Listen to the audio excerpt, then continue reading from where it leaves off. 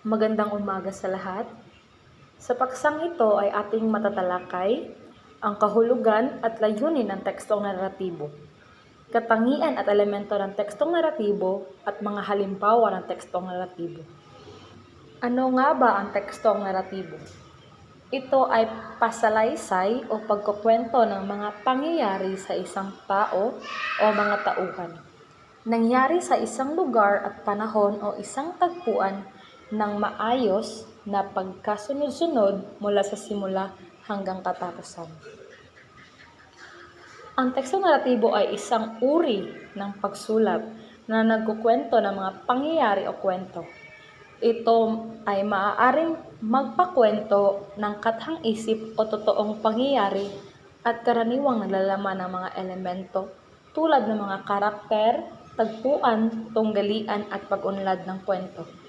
Binubuo ito ng mga pangungusap na sumusunod sa isang tiyak na pagkasunod-sunod upang maipahayag ang isang kwento. Halimbawa, isinulat ni Jose Rizal ang Noli Me Tangere bilang isang halimbawa ng tekstong naratibo. Ang nobelang ito ay naglalarawan ng buhay sa Pilipinas noong panahon ng kolonyalismong Espanyol at naglalaman ng mga karakter, pangyayari at sa paksa na umiikot sa laban para sa kalayaan at katarungan.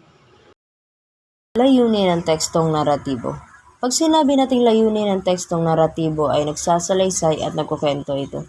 Isa sa mga layunin ng tekstong naratibo ay makapagsasalaysay ng pangyayaring nakapanlilibang o nakapagbibigay aliw at saya. Ito ang layunin na di lamang nakapanlilibang, kundi may aral ring dala at tiyak na maraming aliw at saya kung ikaw ay mahilig magbasa. At ang ikalawa naman ay nakapagtuturo ng kabutihang asal at mahalagang aral at mga pagpapahalagang pangkatauhan tulad ng kahalagahan ng pagiging mabuti at tapat, na ang kasamaan ay hindi nagtatagumpay laban sa kabutihan, kung ang kasipagan at pagtiyatiyaga ay nagdudulot ng tagumpay at iba pa. Nangangahulugan lamang na ang tekstong ito ay di lang siya nagsasalaysay ng mga pangyayari pero may layunin siyang ibahagi o ituro sa mambabasa ang mabuting aral. Mga katangian ng tekstong naratibo. Una, may iba't ibang pananaw o point of view. Pangalawa, may paraan ng pagpapahayag ng dialogo sa loobin o damdamin.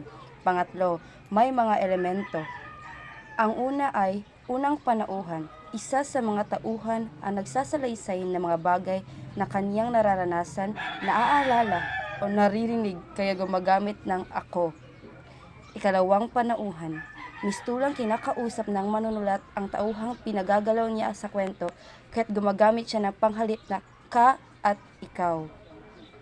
Ikatlong panauhan. Isinasaalay ng isang taong walang relasyon sa tauhan kaya ang panghalip na ginagamit niya ay siya. May mga paraan ng pagpapahayag ng dialogo sa loobin o damdamin. Direkta o tuwirang pagpapahayag. Ang tauhan ay direktang nagsasabi ng kanyang saloobin o damdamin at ginagamitan ng panipik. Halimbawa, ang mga nananalo ay isang nagmimithi na hindi nawawalan ng pag-asa. Di tuwirang pagpapahayag. Ang tagapagsalaysay ang naglalahad sa sinabi, iniisip o nararamdaman ng tauhan sa ganitong uri ng pagpapahayag. Halimbawa, sinabi ni Nelson Mandela na ang nananalo ay isang nagmimithi na hindi nawawalan ng pag-asa. Mga elemento ng tekstong naratibo. So may 4 na elemento ng tekstong naratibo. Una ay ang tauhan, pangalawa ay ang tagpuan at panahon, pangatlo ay ang banghay o plot sa Ingles, at ang pang-apat naman ay ang paksa o tema. So ang tauhan, sila ay ang gumaganap sa isang kwento at nakikilala ang tauhan depende sa kung paano siya gumaganap sa isinasalaysay na kwento. So ito ay ang mga karakter na bumubuo ng kwento at sila ang nagdadala ng kwento at nakikilala base sa kanilang mga gawi at pag-uugali. So may 4 na mga karaniwang tauhan sa naratibo. Una ay ang pangunahing tauhan pangalawa ay ang katungdaliang tauhan, pangatlo ay ang kasamang tauhan, at ang pang-apat ay ang may akda. So, ang pangunahing tauhan, sa pangunahing tauhan o bida, umiikot ang mga pangyayari sa kwento mula simula hanggang katapusan. So, ito ay ang sentro ng kwento kung saan nagaganap ang mga pangyayari at pagbabago sa kwento. Siya ang pinakamahalagang karakter na nagdadala ng tema o mensahe ng kwento. Halimbawa, sa kwento ni Jose Rizal sa Noleme Tangere, si Crisostomo Ibarra ang pangunahing tauhan na naglalayong ipakita ang kanyang pakikibaka laban sa katiwalian at pang-aapi. At ang pangalawa naman ay ang katungdaliang tauhan. Ito ay kumakalaban o sumasalungat sa pangunahing tauhan. So, ito ang karakter na nagbibigay ng contrast o laban sa pangunahing tauhan. Madalas, sila ang nagiging hadlang sa layunin ng pangunahing tauhan. Halimbawa, sa kwento ni Cinderella, si Lady Tremaine at ang kanyang mga anak na sina Anastasia at Roselia ay ang katunggaliang tauhan na nagdudulot ng pagsubok kay Cinderella sa kanyang mga pangarap.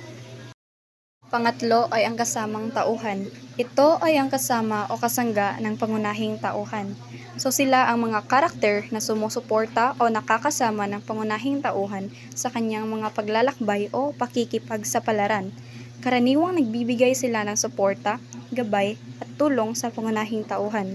Halimbawa, sa kwento ni Harry Potter, sina Hermione Granger at Ron Weasley ay mga kasamang tauhan na tumutulong kay Harry sa kanyang mga laban sa mga kaaway. At ang panghuli naman ay ang may akda. Ito ay laging nakasubaybay ang kamalayan ng author. So ito ay ang tagapagsalaysay ng kwento. Siya ang nagdadala ng mga pangyayari at nagbibigay kahulugan sa mga karakter at kaganapan. Halimbawa, sa kwento ni Ang Mga Kuko ng Liwanag ni Edgardo M. Reyes, ang may akda ay nagpapahayag ng kanyang pananaw sa lipunan at mga isyu sa pamamagitan ng mga karakter at kwento. So may dalawang uri ng tauhan sa tekstong naratibo. Una ay ang tauhang bilog o round character sa Ingles, at ang pangalawa ay ang tauhang lapad o flat character sa Ingles. Tauhang bilog o round character, ito ay katangian na katulad din ng isang totoong tao. Ito ay nagbabago ang katauhan sa loob ng may akda. So sila ay ang mga karakter na may komplikadong personalidad at nagdadaan sa pagbabago o pag-unlad sa buong kwento. Halimbawa, si Severus Snape sa serye ng Harry Potter ay isang tauhang bilog dahil sa pagbabagong damdamin mula sa pagiging kontrabida hanggang sa pag-unawa ng kanyang tunay na hangarin. At ang pangalawa ay ang tauhang lapad o flat character. Ito ay tauhang hindi nagbabago ang pagkatao mula simula hanggang katapusan. So sila ay ang mga karakter na hindi gaanong nagbabago o nagkakaroon ng pababago sa buong kwento. Karaniwang sila ay naglalarawan lamang ng isang tiyak na katangian o papel. Halimbawa, si Doraemon sa kwento ng Doraemon ay isang tauhang lapad dahil hindi nagbabago ang kanyang pagkatao bilang isang mapagkakatiwalaang kaibigan at tagapayo ni Nobita. So ang pangalawang elemento ng tekstong naratibo ay ang tagpuan at panahon. Ito ay tumutukoy sa lugar at panahon ng isinasalaysay. So ito ay ang mga mahahalagang elemento sa paglalarawan ng isang pangyayari o kwento. Ang tagpuan ay tumutukoy sa lugar kung saan nagaganap ang pangyayari, habang ang panahon naman ay tumutukoy sa oras o petsa kung kailan naganap ang pangyayari. Halimbawa ng tagpuan ay ang sa bahay, sa opisina, at ang halimbawa naman ng panahon ay ang sa alas 7 ng gabi at iba pa. At ang pangatlong elemento ng tekstong naratibo ay ang banghay o plot sa Ingles. Ito ang tawag sa maayos na daloy o pagkasunod-sunod ng pangyayari sa mga tekstong naratibo upang mabigyang linaw ang temang taglay ng akda balangkas ng isang naratibo. So ang banghay o balangkas ng isang naratibo ay ang panimula, pataas na aksyon, kasukdulan, pababang aksyon at wakas. Panimula o orientation o introduction sa Ingles, ito ay ang pagkakaroon ng isang epektibong simula kung saan may pakikilala ang mga tauhan, tagpuan at tema. So ito ay naglalayong magbigay ng konteksto at magtakda ng saligan para sa mga susunod na pangyayari sa kwento. Halimbawa, sa panimulang bahagi ng kwento, ipinakilala si Juan, isang mangingisda na nakatira sa isang maliit na barangay sa tabing dagat. Nakabase ang kwento sa pakikipagsapalaran ni Juan sa paghahanap ng malaking isda na magdadala ng kasaganaan sa kanilang komunidad. Pataas na aksyon o rising action sa Ingles ay ang pagkakaroon ng saglit na kasiglahan. So ito ay ang bahagi ng kwento kung saan unti-unti nang lumalala o nagiging mas komplikado ang mga pangyayari. Dito nagaganap ang mga pagsubok at pagtitiis ng mga tauhan sa kwento. Halimbawa, sa pataas na aksyon, nagtuloy-tuloy si Juan sa kanyang paglalayag sa dagat upang hanapin ang malalaking isda. Dumating ang mga pagsubok sa kanyang paglalakbay tulad ng malakas na bagyo at panganib na dulot ng mga kalapating dagat. Kasukdulan o climax sa Ingles. Ito ay ang patuloy sa pagtaas ang pangyayaring humahantong sa isang kasukdulan. So ito ay ang pinakamasidhing bahagi ng kwento kung saan nararating ng mga tauhan ang pinakamahalagang punto ng kanilang paglalakbay o pakikipagsapalaran. Ito ang pinakamatinding pagsubok na hinaharap ng mga tauhan. Halimbawa, sa kasukdulan, natagpuan ni Juan ang pinakamalaking isda na matagal na niyang hinahanap. Ngunit, biglang dumating ang malaking panganib nang mapansin siya ng isang grupo ng mga mangangalakal na nais din kunin ang isda. Pababang aksyon o falling action sa Ingles. Ito ay ang pababang pangyayaring humahantong sa isang resolusyon o kakalasan. So ito ay ang bahagi ng kwento kung saan unti-unti nang nagliliwanag ang mga pangyayari at nagkakaroon ng pagtatapos o resolution ang mga suliranin ng mga tauhan. Halimbawa, sa pababang aksyon, nagkaroon ng matinding labanan si Juan at ang mga mangangalakal para sa pag-aari ng isda. Sa huli, nagtagumpay si Juan at nakuha niya ang isda na nagdala ng kapayapaan sa kanilang komunidad. Wakas o ending sa Ingles. Ito ay ang pagkakaroon ng isang makabuluhang wakas. So ito ay ang huling bahagi ng kwento kung saan ipinakikita ang resulta ng mga pangyayari at ang kahihinatnan ng mga tauhan. Ito ay nagbibigay ng kahulugan o aral sa mga nangyari sa buong kwento. Halimbawa, sa wakas ng kwento, nagtagumpay si Juan na maibenta ang malaking isda sa isang mataas na halaga. Sa pamamagitan ng kanyang tagumpay, natulungan niya ang kanyang komunidad at nagdala ng pag-asa sa kanilang mga puso. Anachrony.